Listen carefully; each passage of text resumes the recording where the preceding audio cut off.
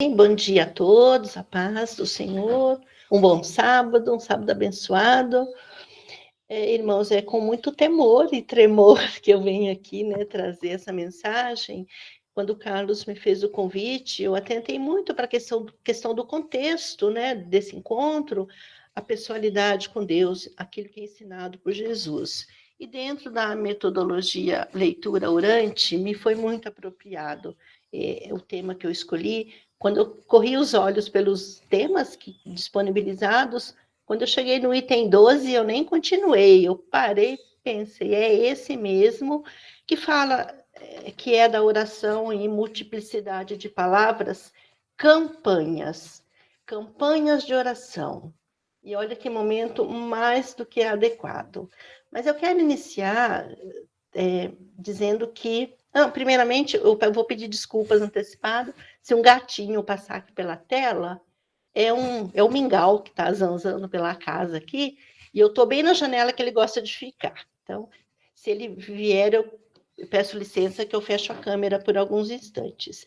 Se eu fosse intitular essa reflexão, eu chamaria de cuidado e compromisso. O cuidado no sentido de zelo, aquilo que é vindo do nosso Pai. E compromisso é o que nos cabe. Eu queria iniciar falando de alguns trechos bíblicos que falam do relacionamento de Jesus com crianças. Eu não vou ler todos os trechos, eu transitei aqui por muitas leituras, mas em Mateus 19, Lucas 18, nos traz aquela cena que levam os meninos, eu não sei quantos eram, mas que levam os meninos até Jesus, para que Jesus pusesse as mãos neles. Os discípulos repreendiam, pedindo para que não incomodasse o mestre, e aquela famosa frase que Jesus fala, deixa-os vir, porque deles é o reino dos céus. E em Mateus e Lucas fala que Jesus impôs as mãos. Mas no trecho de Marcos, que é a mesma passagem, há um acréscimo muito interessante, que diz, tomando nos braços. Enquanto os anteriores falam que ele impôs as mãos, em Marcos fala que ele tomou essas crianças nos braços. Eu fiquei pensando, quantas crianças cabem nos braços de Jesus? Todas!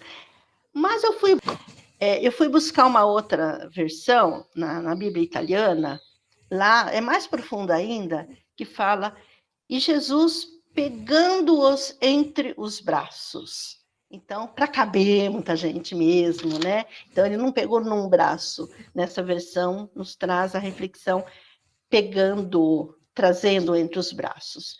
E muitas passagens bíblicas falam de curas de crianças. Eu vou só citar algumas, a gente não vai buscar o trecho. Em João 4, por exemplo, fala do filho oficial do rei. Jesus estava passando pela Galileia, ele foi até Jesus e pedia, que curasse, rogava para que curasse o seu filho. E Jesus nem foi até o filho, Jesus disse a ele, vai, o teu filho vive. Porque Jesus ainda o exortou antes, vocês precisam de sinais para que creiam. Depois, em Lucas 8, fala da cura, da menina, da filha de Jairo, a menina de 12 anos. Quando a Magda nos trouxe essa reflexão, ela atentou muito para a questão da mulher do fluxo de sangue, que tocou em Jesus. Agora que é um inverso, é Jesus tocando nas crianças. Tem outro trecho da viúva de Naim, que está em Lucas 7. Essa viúva tinha um único filho, estava indo sepultá-lo. E Jesus passa, a palavra diz que Jesus teve íntima compaixão e disse, levanta-te. Então, aqui um milagre, de ressuscitar um filho que já estava morto. E Lucas 17, no versículo 16, fala, e todos glorificaram a Deus. Então, nós temos Jesus que segura nos seus braços, Jesus que acolhe, Jesus que cura, Jesus que levanta, e para que todos tenham motivos para glorificá-lo. E tem outras passagens da ação de Jesus na história, de outros filhos, do filho lunático, da filha endemoniada. Mas por que eu trago todas essas questões com crianças? Porque aqui eu quero trazer, pedir permissão a vocês, um testemunho familiar que nós estamos vivendo agora, Que bom que o Ricardo está aqui, né? A gente tem falado de família, a Clarice ontem falou a questão dos irmãos, e nós, irmãos, e uma família muito grande, contando primos, tios, estamos vivendo um momento, vou citar o nome dela, da pequena Júlia, uma criança de 3 anos, que sofreu um gravíssimo acidente, está há um mês na UTI. Ela reside numa cidade muito pequena, uma cidade de 5.000 habitantes, no máximo. É a cidade que nós nascemos. E lá eu cresci, o Ricardo saiu de lá muito criança, mas o que eu pude vivenciar lá com eles. Eu estive lá há 15 dias. O acidente da Júlia já faz um mês. Levantou-se uma campanha de oração na cidade em favor da Júlia, que eu nunca vi, gente, coisa parecida. Eu nunca presenciei. Por ser uma cidade pequena, eles mantêm o compromisso de reuniões de oração nas casas. Tem casa que não cabe, aí eles transmitem online, para quem não pode ir, ou não cabe nas casas. E são vários grupos, muitos grupos. E está envolvendo não só a Igreja Católica, a Renovação Carismática, o grupo de jovens, as senhoras do apostolado de oração, todas as famílias católicas, como as igrejas protestantes, há algumas na cidade. E eles estão fazendo também orações, eles gravam o áudio e depois compartilham, para quem não pôde, nem online, nem presencial, para que todos sintam o mover de Deus naquela cidade. O quadro da Júlia é gravíssimo, requer ainda muitos cuidados, mas a persistência na oração e desse grupo que uniu nessa campanha de oração, para mim tem sido um aprendizado muito grande. Então, quero agora destacar algumas coisas que eu aprendi com eles, sobre a leitura orante e a prática do Lectio Divina, né, o que o texto leva a dizer a Deus. Isso está sendo praticado. Certamente eles nem conhecem esse nome, ou talvez sim, não foi mencionado. Visitei familiares muito simples, e esses trechos que eu citei são os trechos que eles leem, fazem uma reflexão, assim como nós, de 2 minutos. Em cima do texto são direcionadas as orações, dizendo: Jesus, tu pegaste no colo, tu tocaste naquelas crianças, tu curaste, então faça assim com a pequena Júlia. Outra questão que eles estão levando muito a sério, isso me chamou muita atenção, que eles estão mencionando muito as gerações. Baseado, esse trecho eu vou ler em Êxodo 3,15.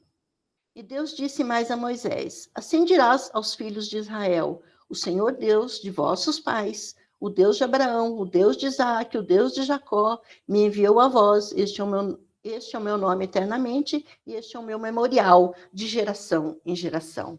Então, houve uma reflexão, eu pude ir lá orar com a minha prima que é vó da Júlia, a Júlia é minha prima de 3º grau, colocando a Júlia, coloca o nome completo, filha de fulana, neta de fulana, bisneta de fulana, tataraneta de fulano, até onde nós lembrarmos os nomes das gerações. E ainda acrescentar a Júlia, que está na UTI do Hospital Universitário de Londrina, sendo cuidado, né, oftalmo, neurologistas e equipes, e detalhar, não que Deus não saiba, mas é um conforto quando você está envolvido com a história. E qual é a finalidade também disso? Para que possa testemunhar. Eu vou ler, então, em Êxodo 10, que fala: para que conte aos ouvidos dos filhos dos teus filhos, as coisas que obrei no Egito e de meus sinais que tenho feito entre eles, para que saibas que eu sou o Senhor. De geração em geração, sendo lembrada, orando em cima da palavra, né, aquilo que Deus já fez e que Ele é capaz de fazer, e para que possa testemunhar os feitos do Senhor. Então, tem sido o foco. Eu aprendi muito com essas pessoas, de uma simplicidade impressionante. E aí me levou a pensar, vim de lá com essa questão, e eu quero fazer uma pergunta que eu tenho a vocês, né, que eu tenho feito a mim também.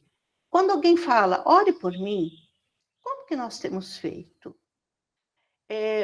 A gente recebe muitos pedidos, às vezes é comum a gente encontrar um irmão na hora de despedir: oi, irmão, ora aí por mim.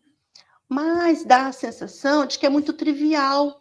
É o mesmo que dizer tchau, até breve, ore por mim. Parece que faz parte da nossa sequência de despedidas, mas como é que eu estou levando isso tudo a sério? Então, qual é o motivo? Onde está? Onde dói? Onde há a enfermidade? Onde a pessoa está?